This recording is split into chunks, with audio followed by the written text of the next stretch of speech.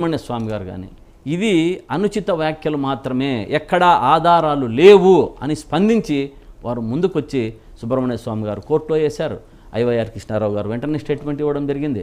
ఆయన మన విహెచ్పి అధ్యక్షుడు వారు చెప్పారు. మరి ఎల్వి సుబ్రహ్మణ్యం గారు కూడా అక్కడే ఈవోగా చేశారు. ఆయన భిన్నమైన వాదన తన మీదకి తీసుకొచ్చారు. ఎల్వి సుబ్రహ్మణ్యం గారు లాస్ట్లో ప్రభుత్వానికి వారికి ఉన్న విభేదాల మధ్య వారు అలా మాట్లాడడం కానీ, కాకపోతే అది మాట్లాడే అంశము కాదు. ప్రతి ఒక్క హిందూ కూడా ఆలోచించాలన్న, ప్రతి ఒక్క హిందూ కూడా దీని గురించి ఆలోచించాలి. అరే జరిగిందా, ఎక్కడ జరిగింది, చంద్రబాబు నాయుడు గారు ఏం ఆరోపణ చేశారు, జగన్ గారు ఏం చేస్తున్నారు, ఇది వాస్తవమా కాదా గమనించి ఏది తప్పు అయితే మన ఆలోచన విధానానికి మేధావులు కూడా పార్టీల పరంగా విడిపోతున్నారు. అందరూ కలిసి ఉండాలి హిందువులంతా అన్న భావన లేకుండా పోతుంది. నిజంగా చాలా బాధగానే కదా deputy chief minister Pawan Kalyan Tirumala చేరుకుంటున్నారు. ఇంకా పవన్ కళ్యాణ్ గారి గురించి చెప్పాల్సి వస్తే నిజంగా చాలా బాధాకరం.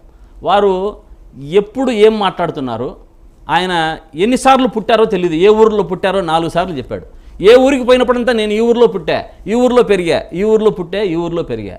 ఆయన ఒకసారి చాలా విజువల్స్లో చూసా, మా నాన్నమ్మ దేవుని దీపం అంటిస్తుంటే మా నాన్న సిగరెట్ తాగేవాడు దీపానికి అంటించుకొని అని అన్నాడు. మరి వెంటనే నెక్స్ట్ డే మా ఇంట్లో నిత్యము శ్రీరామనామము శ్రీరామ జపమే మా ఇంట్లో ఉంటుంది అంటాడు. నాగబాబు గారు చూస్తే మాకు దేవుడు ఒక ఇది మాత్రమే, నాకు సంబంధమే, మనకు దేవునితో నమ్మకమే లేదు అంటారు. ఇట్లా పలు విధాలుగా ఆయన ఆయన సరే ఆయన అట్లా కుటుంబము వ్యవస్థ కూడా. ఇప్పుడు పవన్ కళ్యాణ్ గారు ఏదో వాళ్ళ ఫ్రెండు నా చర్చిలో ఫాస్టర్ ఉండేవాడు, నన్ను బ్యాప్టిజం తీసుకోమన్నాడు, తీసుకున్నాడు అని చెప్పాడు. ఆయన పిల్లల పేర్లు కూడా అంత క్రిస్టియన్ పేర్లే పెట్టుకున్నారు. ఆయన వచ్చి దుర్గమ్మ వారి మెట్లు కడగడం, ఇదేదో ప్రక్షాళన చేయండి అని, అదేదో తిరుమల మెట్లు కడవాలి పోయి. కానీ ఇప్పుడు ఆయన గుళ్ళకి పోయాడు, ఆయన నేను బ్యాప్టిజం తీసుకున్నాను అన్నాడు. వారి మీద ఏమన్నా తీసుకున్నారా, డిక్లరేషన్ తీసుకున్నారా? ఇప్పుడు అనిత గారే ఉన్నారు, మన హోంశాఖ మంత్రి గారు అనిత గారే ఉన్నారు.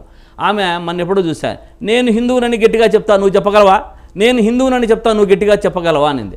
ఆమె ఒక విజువల్స్లో ఏదో అడిగితే, నేను పెళ్ళి అయినప్పటి నుంచి నేను క్రిస్టియన్నే, నా చేతిలో బైబిల్ ఉంటుంది, నా వెహికల్లో బైబిల్ ఉంటుంది, నేను ఎప్పుడు క్రిస్టియానిటీ నేను అంటే. ఇట్లా చంద్రబాబు నాయుడు గారి యొక్క క్వాంటరీ అంతా కూడా పలు విధాలుగా, అంటే ఒక్క మాట మీద స్టాండ్ ఎవరికీ లేదు. మీరున్నారా? 100% జగన్మోహన్ రెడ్డి గారు ఒకే మాట, ఒకే బాట, ఏది చెప్పినా కూడా ఆయన ఒక్కటే. ఆ విధానంలోనే పార్టీ నాయకులు నడుస్తారు, పార్టీ నడుస్తుంది, పార్టీ శ్రేణులు కూడా అలాగే నడుస్తాయి. మేము ఎప్పుడు కూడా 3వ తేదీన సుప్రీంకోర్టు ఇంకా తదుపరి విచారణకు పిలిచింది, వెళ్తుంది, ప్రభుత్వం కూడా వెళ్తుంది. నిన్నంటే ఆయన అందుబాటులో లేక సిద్ధార్థ లూద్రా గారు వెళ్లాల్సి వచ్చింది, కపిల్ సిబల్ గారు అందుబాటులో లేక. సో ఆయన దగ్గర ఇన్ఫర్మేషన్ లేదంటే ప్రభుత్వం ఇవ్వలేదు. 3వ తారీఖు పూర్తి ఇన్ఫర్మేషన్ ఇచ్చింది. దాంట్లో మీ వ్యవహారం, మీ అడ్డగోలుతనం అంతా బయటపడింది అనుకోండి, అప్పుడు సుప్రీంకోర్టు చెప్తే ఒప్పుకుంటారా మీరు? తప్పకుండా. సుప్రీంకోర్టు మనకు అత్యున్నత న్యాయస్థానం ఇంకా దేశంలో ఉన్నదే సుప్రీంకోర్టు. సుప్రీంకోర్టు వారి పూర్వాపరాలు విచారించి ఎవరు శిక్ష అనుభవించింటే తప్పనిసరి దేవుడు అనుగ్రహంతో ఎవరు శిక్ష అనుభవించింటే వాళ్ళు శిక్ష తప్పకుండా అనుభవిస్తారు. సుప్రీంకోర్టుని తప్పకుండా గౌరవిస్తాం, ఎటువంటి నిర్ణయం తీసుకున్నా సరే ఈ పూర్వాపరాలు విచారించి.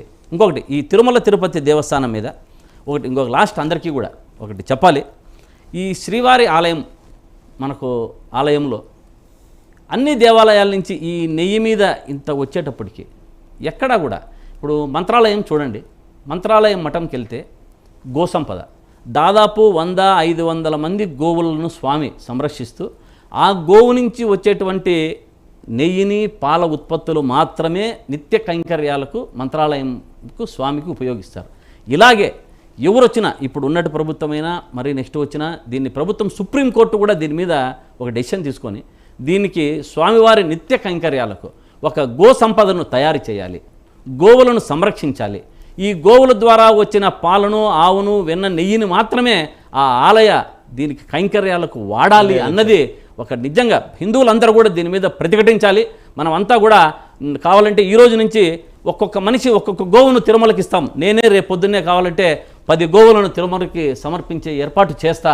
అట్లా రాష్ట్రంలో ఉన్నటువంటి హిందూ బంధువులంతా కూడా ఈ దేవాలయాలకు గోవులను మనము ఇచ్చి ఆ గో సంపదను పెంచి ఆనాటి మన దేశీ ఆవుల ద్వారానే మనకు ఆవులకు, మనకు దేవాలయానికి నిత్య కైంకర్యాలు ఇవ్వాల్సిందిగా మీ ద్వారా కోరుకుంటున్నా. Thank you very much. So మొత్తానికి ఏంటంటే సుప్రీంకోర్టు ఎటువంటి డైరెక్షన్ ఇచ్చినా సరే దానికి కట్టుబడి ఉంటాం. ఒకవేళ వైసీపీ హయాంలో జరిగిన ఈ కల్తీ వ్యవహారం నిజమని తేలి అందులో మాజీ చైర్మన్లు ఈవో దోషులని తేలితే సుప్రీంకోర్టు చెప్పే అమలు చేసే శిక్ష లేకపోతే ఆ డైరెక్షన్ మేరకు రాష్ట్ర ప్రభుత్వం తీసుకునే చర్యలకు కట్టుబడి ఉంటామని